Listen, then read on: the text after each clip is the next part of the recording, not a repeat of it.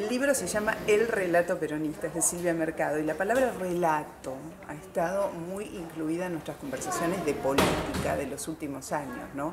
Parecería que el relato es medular, es central en esta administración kirchnerista. Sí, efectivamente, el relato es casi diríamos una decisión de política estratégica para este gobierno. Se dedica mucho presupuesto, muchos recursos humanos, mucho tiempo de la presidenta a pensar, desarrollar, implementar el relato, como lo fue en el peronismo original. También claro. Perón se decidió digamos, antes de llegar al gobierno, antes incluso del golpe que él lideró en 1943, a destinar muchos recursos, mucho esfuerzo, mucho pensamiento a la propaganda. Así era como decía él. La aparición del término relato es más contemporánea. La aparición, sí, relato es absolutamente contemporáneo. ¿Y el que escribió y diseñó ese relato, el del primer Perón, fue Apol? Bueno, fue Perón y el ejecutor. El gran ejecutor fue Raúl Apol, pero el estratego de todo eso fue sin duda Juan Domingo Perón, porque él vivió 2 años. Eso es algo que tenemos un poco, digamos, claro, sí, lo tenemos de algún modo olvidado, que Perón estuvo casi 2 años en el lado eje de Europa, porque estuvo en Italia, desde Italia en pleno auge de Mussolini, desde Italia recorrió, por supuesto, fue a Alemania, vio el avance de los alemanes sobre Francia, estuvo ahí presente en el campo y tuvo mucho vínculo con los fascistas. Que la construcción de la idea y de lo que vos llamás el relato viene del nazismo, sí, del fascismo, sí, completamente. Sí. Bueno, de hecho a Raúl Apol, que fue el secretario de Medios de Juan Domingo Perón, le decían el Goebbels de Perón. Y, por cierto, la formación de, digamos, la manipulación de las masas, la importancia de la propaganda para la construcción de poder, la utilización de los sindicatos para tener respaldo político, incluso el modelo corporativo de gestión, por supuesto. Perón lo aprendió con Mussolini, ¿sí? ¿Quién es el verdadero autor intelectual, el que traza la línea gruesa del relato de la era acá? No diría que hay un solo autor intelectual. Me parece, por cierto, que en todo caso la inventora, si se quiere, del kirchnerismo es Cristina. Pero no hay una Apol, si esa es la pregunta. Claro. ¿Por qué? Porque Apol, además de hacer las grandes puestas en escena, que hizo en cantidad, y ahí sí podemos decir que Javier Grossman ocupa ese lugar, Apol manejaba también la distribución del papel de diario, una tarea que aquí podríamos decir que en algún momento le fue responsabilidad de Guillermo Moreno. Apol manejaba incluso hasta los comunicados de prensa, los subsidios del cine. Ahora, Javier Grossman es el que hace esa inmensa puesta en escena que parecería que irrumpe como muy claramente en el momento del velatorio de Néstor Kirchner en la Casa Rosada, ¿no? Esa capacidad de poner visible una escena llena de emociones y de tensiones. Pero el relato no aparece antes, por lo menos en el 2008. Sí, yo creo definitivamente que el relato kirchnerista, digamos, lo que va a ser leído en el futuro como el kirchnerismo, aparece más precisamente el 11 de marzo del 2008, cuando Martín Lustó anuncia en conferencia de prensa o en una reunión frente a periodistas de la resolución 125, que da inicio a un periodo de confrontación de Néstor Kirchner, que no era presidente todavía, ya.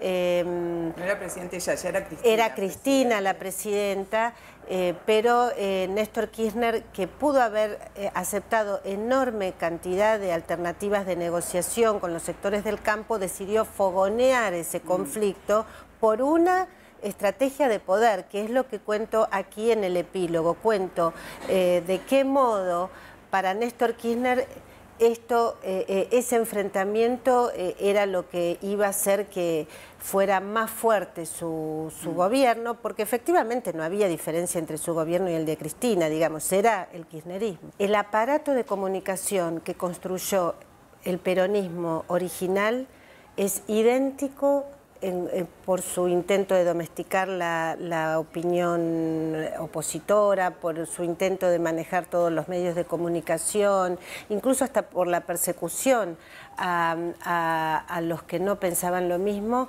es idéntico a este aparato de comunicación, por lo menos desde la cabeza, el intento de características netamente autoritarias, incluso orwellianas. A ver, parece que un relato demanda de un líder, de alguien que lo corporice, que lo ponga en pasión, digamos, que lo ponga a disposición de la multitud en pasión. ¿Scioli puede tomar el relato y hacer lo propio y continuarlo, o va a inaugurar una nueva etapa del relato peronista, si es que llega al gobierno? Del relato kirchnerista sería ahora yo creo que Scioli no va a llegar a ser presidente, pero además creo que en caso de que llegara, sería una etapa, digamos, de tipo burocrática del kirchnerismo, digamos. Sería algo que nunca se vio hasta ahora en la Argentina, y es que la burocracia, el aparato estatal, que por supuesto está dominado por el kirchnerismo y que va a ser legitimado por una eventual victoria de Daniel Scioli, domine el gobierno y por lo tanto el relato. Va a ser una especie de nueva etapa. Ahora, ¿este relato permeó efectivamente a sectores y es parte de la esencia de la cámpora y quienes están en el alrededor, o queda en la periferia y se evapora rápidamente? Yo creo que por supuesto hay que verlo, ¿no? Cómo funciona, son todas hipótesis, pero yo creo que permeó, sí, creo que se hizo carne en un montón de gente. Sí, muchísima en gente. Generacional extendido, Sí, no es todo por el puesto, la prebenda o el lugar en el poder. No, creo que realmente ha permeado en una enorme cantidad sobre todo de jóvenes, incluso de niños. Creo que hay muchas cosas que dice Cristina que son, digamos, que sabía Cristina y que las puso en realización, que esto que nosotros llamamos relato es algo que tiene capacidad performativa en las personas que no han tenido sobre todo experiencia política previa, o los jóvenes. Una utopía, algo exactamente, que te movilice, que te lleve claro, para adelante. Claro, aunque, y que resiste por otra parte a cualquier dato de la realidad. Bueno, y por último una pregunta que es muy amplia. ¿Qué es el kirchnerismo para el peronismo? Ese que vos venís investigando desde sus inicios. ¿Qué es el kirchnerismo o el cristinismo? No sé cómo prefieres. Es distinto en lo que es el peronismo para el cristinismo que el cristinismo para el peronismo. El cristinismo tiene la vocación de superar y enterrar al peronismo. El peronismo piensa que el cristinismo es una etapa del peronismo.